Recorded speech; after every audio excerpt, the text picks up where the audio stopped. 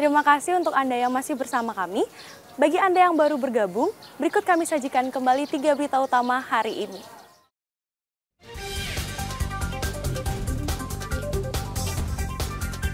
Sejumlah pendaki terjebak di lokasi kebakaran lereng Gunung Agung Karangasem.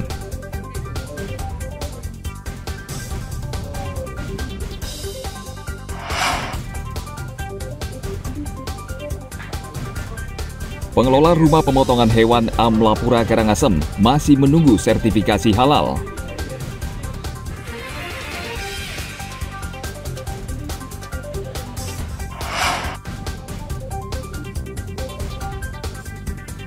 Mampir ke Tabanan, jangan lewatkan mencicipi bubur beras merah bumbu rempah.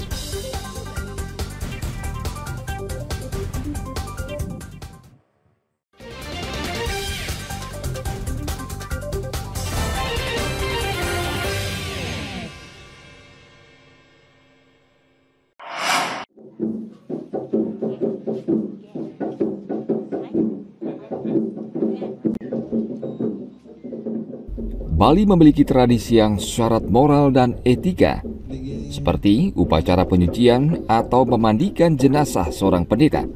Tidak sembarang orang memandikan jenazah pendeta. Ada tata cara dan tradisi yang berlaku turun-temurun. Seperti upacara memandikan jenazah Pandita Ida Resi Nabe Sangging Prabangkara Dwijasana di Banjar Kawan Bangli. Tidak seperti tradisi di masyarakat umum, memandikan jenazah pandita di daerah ini berbeda. Ada berbagai tahapan upacara yang harus dilewati. Sebelumnya almarhum menjalani upacara padiksan sebagai pendeta. Kemudian jenazah harus menjalani upacara yang dilaksanakan 3 pendeta Hindu.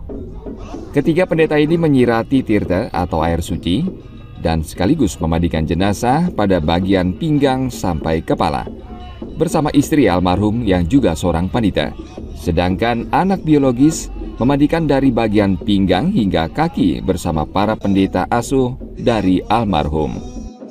Cuman karena beliau adalah madag Nabi, tidak boleh yang selain senioran dari beliau. Sebenarnya kita di Ulaka juga sama kok.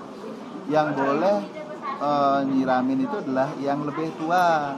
Anaknya itu harus seperti anak ceking sebenarnya, karena jelas tatkala kita sebagai anak kita tidak akan elok pegang kepalanya orang tua.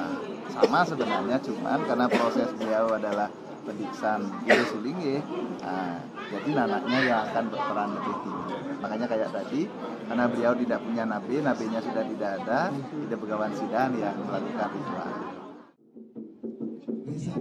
Usai ritual memandikan jenazah, seluruh pandita asuh sungkem sebagai wujud penghormatan terakhir terhadap nabi atau guru.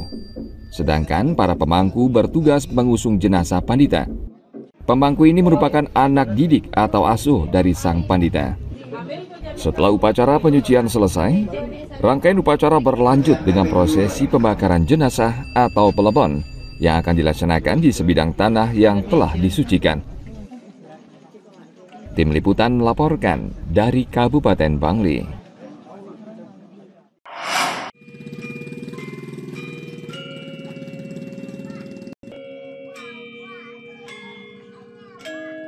Mewariskan kesenian khas Bali bagi generasi muda sangat penting agar tidak lekang ditelan zaman. Anak-anak di Desa Bahem, Bangwi Badung sangat menikmati bermain gender, salah satu kesenian khas Bali. Saat waktu luang di luar jam sekolah, mereka asik menekuni kesenian ini agar suatu saat mahir dan bisa mementaskannya. Gender merupakan alat musik tradisional yang bisa menjadi bagian dari pementasan wayang kulit Bali. Saya senang belajar main gender karena untuk mengisi waktu luang saya dan hobi saya. Memang hobi ya gender ini ya? Iya. Jadi setiap mengisi waktu luang pasti belajar gender ya? Pasti. Ini udah berapa lama belajar? Udah lebih dari 2 minggu. 2 minggu ya? Jadi sedang ya dengan gender ini ya? Udah. Ya. Apakah ada paksaan enggak? Tidak. Tidak, ya memang sendiri ya? Memang sendiri. Ini latihan berapa minggu, berapa kali? Minggu 4 kali. 4 kali sampai ya? 5 kali. 5 kali ya? Oke, jadi bisa mengisi waktu luang ya? Iya. Jadi bisa fokus ini tanpa main gadget ya? Bisa.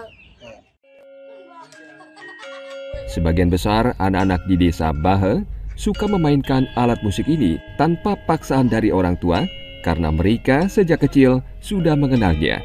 Mereka berlatih 5 kali dalam seminggu. Menurut saya, fokus anak-anak itu hanya 8 detik. Kalau menurut saya, itu udah kesulitan saya gini melatih adik-adik Niki karena fokusnya kemana-mana. Fokus adik-adik Niki cuma 8 detik aja dia fokus, habis itu hilang dah fokusnya. Anak-anak ini tertarik belajar gender Niki karena support dari orang tua supaya anak-anak ini terhindar dari bermain gadget. Ini seminggu biasanya latihan 4 kali, 5 kali. Itu pagi sore?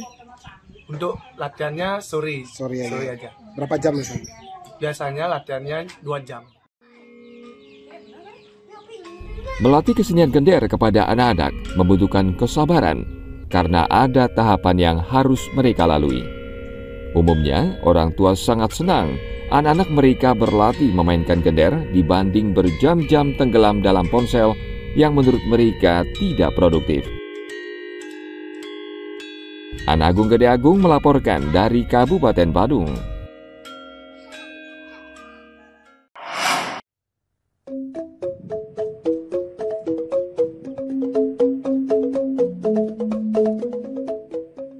Daerah Tabanan memiliki satu kuliner khas, yakni bubur beras merah. Bubur ini disukai pecinta kuliner karena dibuat dari beras organik dan aneka bumbu rempah. Kuliner tradisional ini antara lain bisa dijumpai di sebuah warung di Jatiluwih. Makanan ini mempunyai cita rasa khas karena dimasak dengan aneka rempah. Satu porsi bubur juga berisi ayam betutu, sayur urap, telur, kacang, serta kerupuk. Istimewaan dari bubur beras merah ini, kita menggunakan beras merah organik, Pak, ya. Kita nggak pakai yang pupuk dari kimia, soalnya kurang bagus untuk kesehatan. Terus di selain itu kita memakai banyak kondimen di sini, Pak, ya. Ada ayam betutu, ada ati ampela, sama telur, juga isi kacang tanah sama kerupuk telur.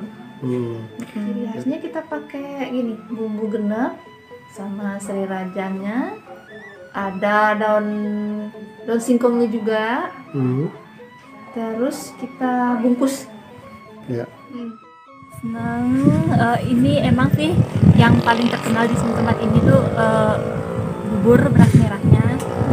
Terus isiannya itu ya lumayan rame lah gitu. Ada ayam betutunya, terus ada ati sama ampela itu dicincang pakai serai. Terus ada sayurnya juga, sayur urap, juga ada telur. Terus yang paling gini sih favoritnya itu kerupuknya itu tepung dicampur pakai telur aja. Bubur ini bisa dinikmati kapan saja, terutama saat cuaca dingin seperti di Jatiluwih. Satu porsi bubur beras merah dijual seharga Rp15.000.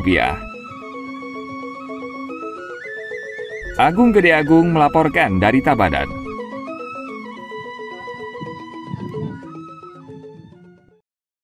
Informasi tadi mengakhiri jumpa kita pada hari ini. Atas nama rekan-rekan yang bertugas pada hari ini, saya Sintiari pamit undur diri. Sampai jumpa, matur suksema.